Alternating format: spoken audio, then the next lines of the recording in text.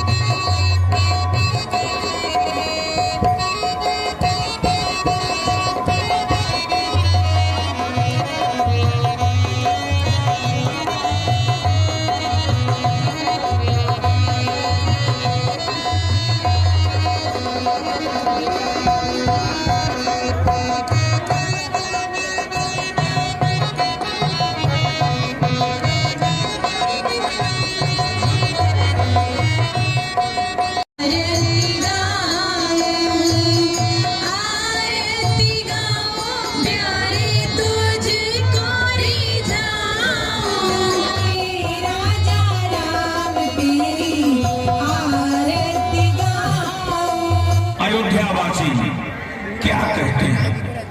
आज हमारे राम अयोध्या छोड़ चले। आज हमारे राम अयोध्या छोड़ चले।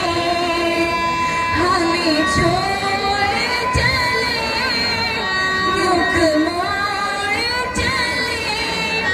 हाँ छोड़ चले, हमें छोड़ चले। आज हमारे राम अयोध्या छोड़ चले। आज हमारे राम अयोध्या छोड़ चले। नगर नगर में, नगर नगर पर खड़े अयोध्या। अयोध्या में मां कौशल्या श्री राम के वियोग में बीवल होती है और उनके मुख से अनायास ही वात्सल्य प्रेम के गीत प्रस्फुटित हो उठते हैं। आजू मोहे राम की सुध आई। आजू मोहे राम की सुध आई।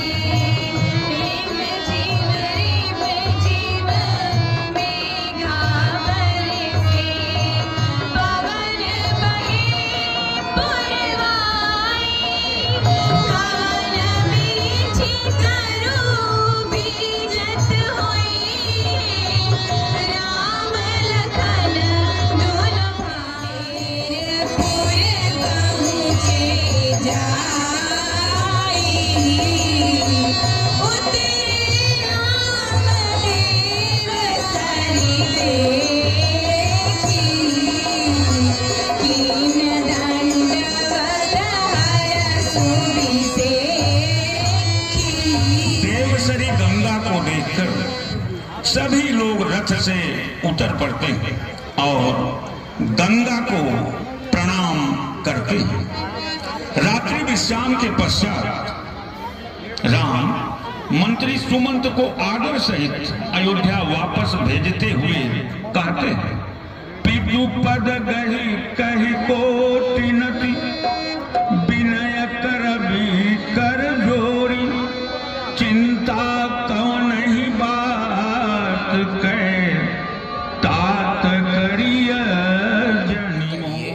क्या आज्ञा है प्रभु? बंधु, हमें गंगा पार जाना है। यदि अपनी नौका पर बिठाकर हमें उस पार पहुंचा दो तो तुम्हारी बड़ी कृपा होगी।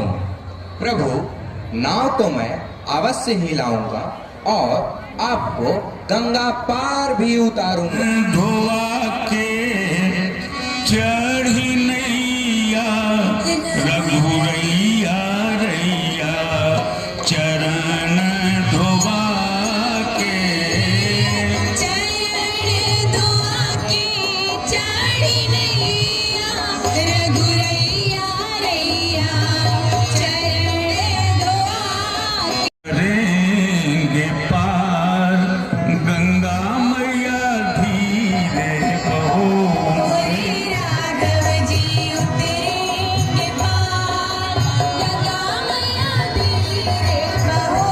मोरे राघव जी उतरेंगे पार गंगा मैया धीरे मन के बहिनी दुष्ट हृदय दारुण जस आईनी पंचवटी सो गई। एक दिन सुपर्णखा जो रावण की दुलारी बहन है घूमती हुई वहां पहुंचती है। दोनों राजकुमारों को देखकर विकल हो जाती है। उन्हें मोहित करने के लिए गीत गाती है एवं नृत्य करने लगती है। आइए सुपर्णखा के इस गीत और नृत्य का भी अवलोकन हम गीत कजरी के माध्यम से सुने। मोहनी मूर्तियां सुरतिया ना बिसरे हारी ममनु रूप पुरुष जगनाई देखो खोजी लोक की हुआई राते अब लगी राहों को आई मन माना कछु तुम्हें निहारी मोरे रमा। हे राजपुत्र, तुम कौन हो? हम अयोध्या के राजकुमार हैं। इस जंगल में क्यों भटक रहे हो? शायद तुम मुझे ही ढूंढ रहे हो ना? देवी, मैं आपके कथन का आशय नहीं समझा। यदि सुख भोगना चाहते हो तो मुझे अपनी दासी बना लो। इस प्रकार इस जंगल में तुझे तनिक भी कष्ट नहीं होगा। हे देवी, मैं तो विवाहित हूँ। देखो, मेरी पत्नी भी मेरे साथ है।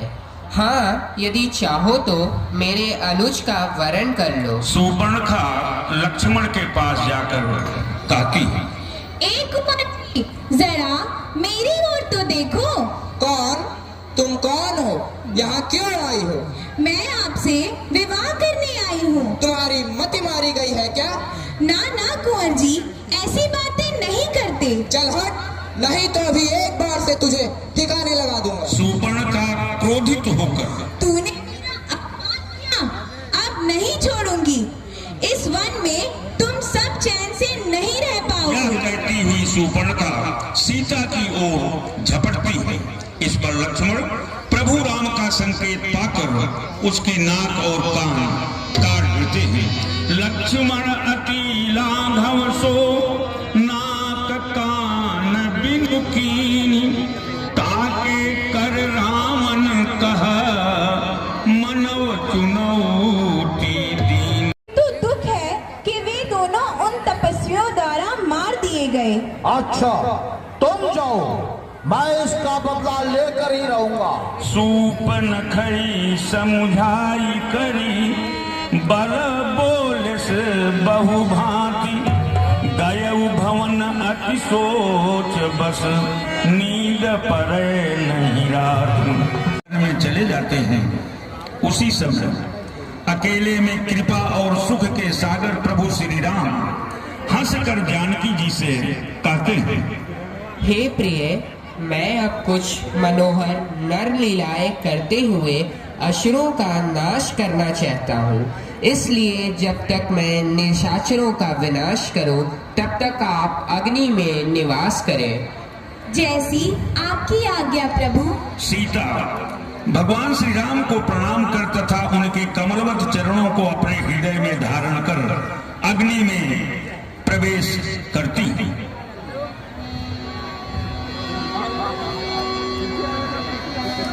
और जाते समय अपनी प्रतिछाया श्री राम के पास छोड़ देती है, जो रूप, रंग, सील और स्वभाव में उन्हीं के सदृश है।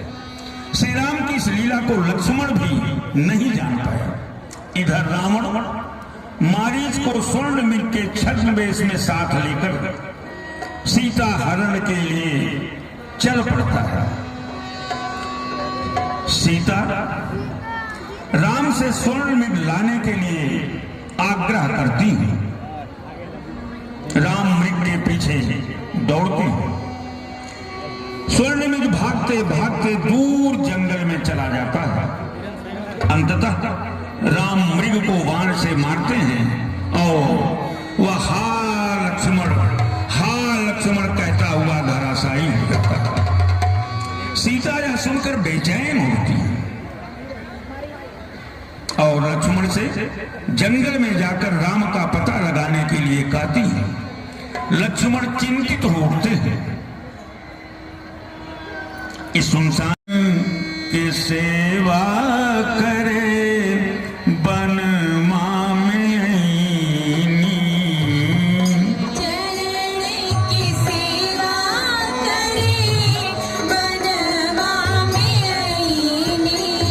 देते हैं और जगत जननी से आग्रह करते हैं।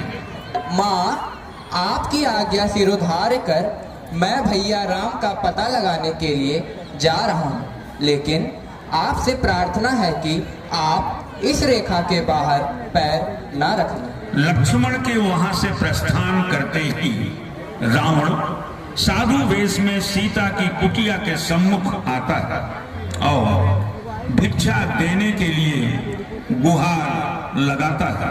भिक्षा मिले माँ, भिक्षा मिले, मुझे भिक्षा दो माँ। सीता रावण को भिक्षा देने के लिए आगे बढ़ती है, लेकिन वह रेखा के बाहर नहीं आती। रावण बिना भिक्षा लिए ही पीछे हट जाता है और कहता है, मैं भक्त भिक्षा नहीं ले सकता।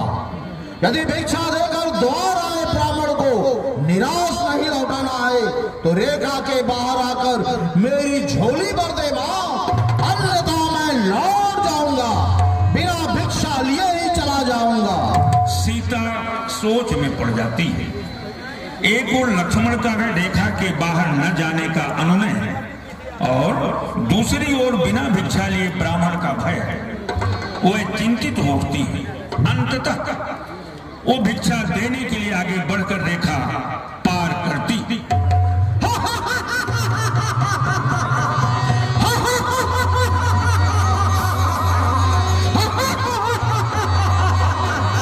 रावण अपने असली वेश में आ जाता है और सीता का हरण कर उन्हें रथ पर बिठाकर आकाश मार्ग से लंका की ओर प्रस्थान करता है।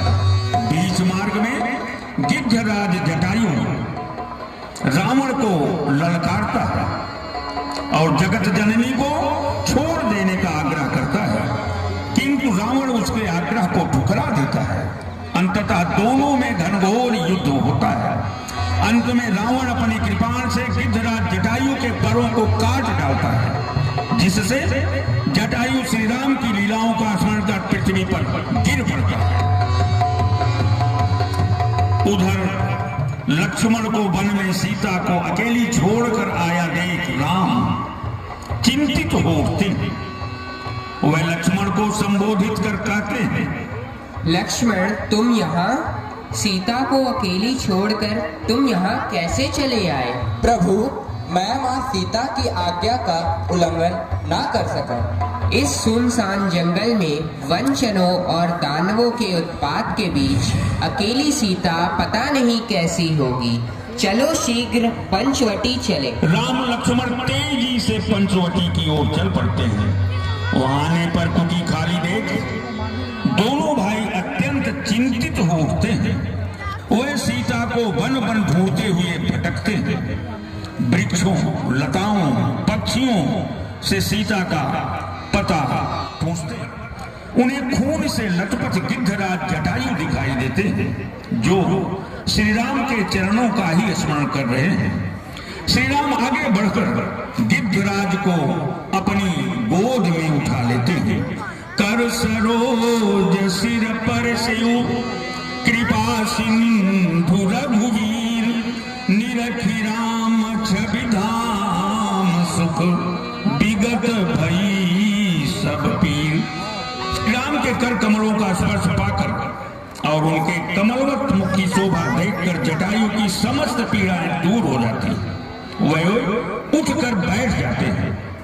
श्री राम गिद्धराज जटायु से कहते हैं कि यदि आप चाहें तो अपना शरीर बनाए रख सकते हैं, किंतु भाग्यशाली गिद्धराज श्री राम से निवेदन करता है, कहे रघुराई से जटायु हो, नाथ सुन रजिया,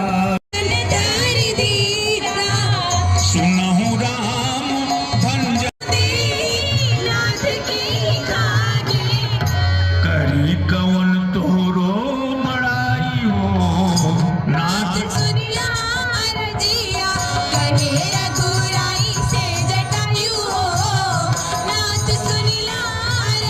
पहुंच जाते हैं। सबरी उन्हें देखकर गदगद हो उठती है।